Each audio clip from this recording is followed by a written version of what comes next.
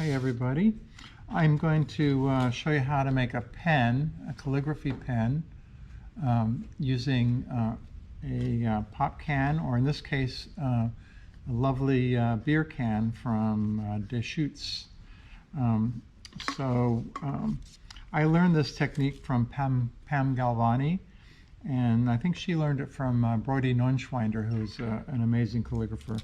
Pam Galvani, also an amazing calligrapher. It's a dip pen, uses ink. It's a great way to do pattern and repetition and calligraphy, and it's a wonderful drawing tool. And it's something that you can make anywhere on the spot. I've done some really big pieces using these. It's always accessible, and that's what I love about. I try to work that way. I try to make things that are, or use materials that anybody can get somewhere, And so first thing I'm going to do is cut the top. It's going to be a little noisy. I'm going to cut the top of the beer can. Oops, it's actually dripping beer because it's fairly fresh. I'm going to move that and do that elsewhere. I'm going to cut the bottom and the top. Actually, I'll pour that into my ink, the leftovers. Because actually, in some art history mediums, they've actually used beer as a paint medium for as a binder for pigment. But I'm going to cut the top and the bottom off first thing. Just using a pair of regular scissors. These regular scissors cut right through aluminum. It's very thin. So the first thing I'm going to do is cut it so I can unfold it. And this is what you want. You want a sheet of really thin aluminum. And of course you can make this out of any kind of somewhat thick aluminum, but pop cans and beer cans are certainly a good choice. And Brody calls them cola pens because he used Coca-Cola, which I admire because I like Coca-Cola nowadays, especially. So I'm just going to cut 2 pieces, and I'll start with this design, which is the one I use a lot, and I'll also make this design too, which is the one that Brody uses and Pam. So first thing you do is you have a piece of aluminum, and what I do is I just fold that in half. And then I make a shape that is like a bottle, like half of a bottle. So I'm going to start with the, I think it's called the tang. That's the part that the handle goes into. And then make a nice clean cut at the bottom, at the top. And so what you want is a folded piece of metal that looks like this. And the next thing I'm going to do is I'm going to take this is a cheap paintbrush, and I'm just going to stick the handle of the paintbrush about 1/3 of the way down into that folded piece of metal. And then try to sort of move the aluminum over the top of the handle of the paintbrush. So it looks like this. And the next thing I want to do is take some masking tape. And of course you could get fancy with this. You could use string, and you could make it kind of artful. But what I find is these things break pretty quickly. They spring. And so, I want to be able to make them spontaneously. And they're not, to my mind, I don't see them as artful as much as just practical. And I want them to be able to I want to be able to use them and make them quickly. In case the first one. And then you just twist that tape all the way up the handle so it doesn't move.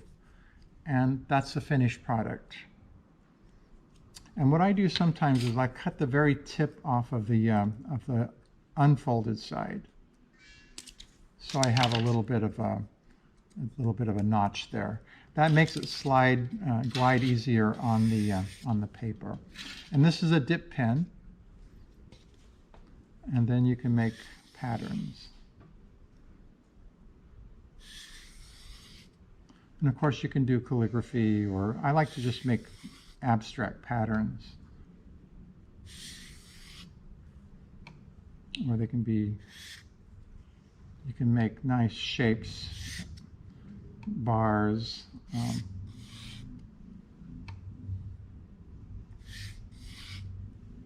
sort of flag shapes, all very calligraphic. But if you want to make repeating patterns, these are really great for that.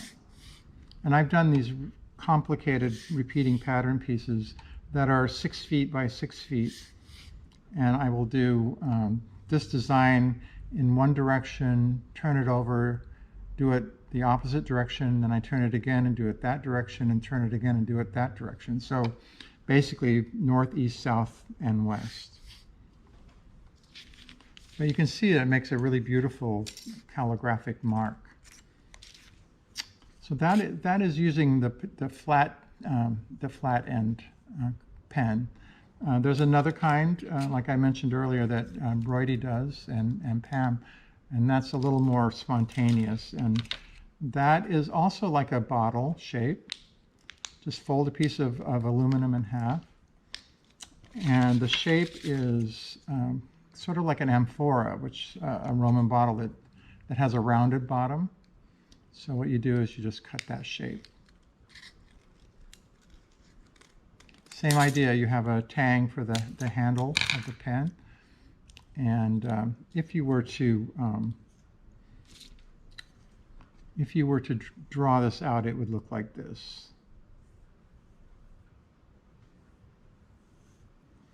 And the other pen would look like this.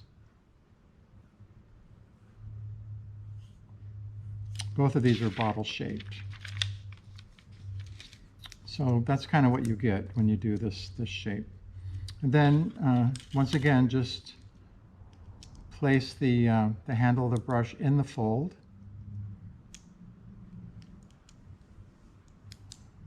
Get that apart. Stick it in there about 1/3 of the way down, and then take some masking tape and tape it into place. That's important. You don't want it to flop around on you. And just twist it up until it's secured on the handle. It's down and dirty, but it actually works. And then you'll end up with a pen. So this is the two versions that I use. This is the one I don't use as much. I use this one more, but that's the difference. And the nice thing about this pen is you can draw fine lines, you can spin it,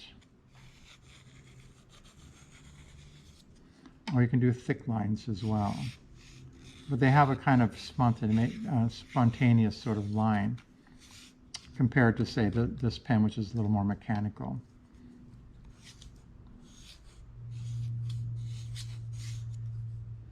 And they're great for doing, if you're doing like a cynic writing or something. Try this with some brown paper. Cynic writing is writing that sort of looks like writing, but it doesn't really have a meaning. It has a sort of emotional content.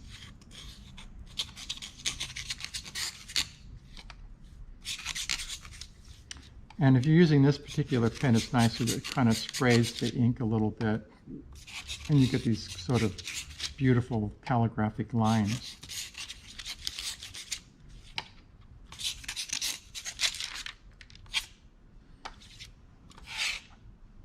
And you can draw these lines through it, make it look even more official. And that is basically, that's how you do it. And it's very simple. Everybody has a beer can or a pop can laying around. Everybody has a stick. You can use a piece of bamboo, a chopstick, whatever you can find, a branch. And it's fun to make these. You can give them as gifts. I've done that. They don't last that long, but they're very effective in the process of making art.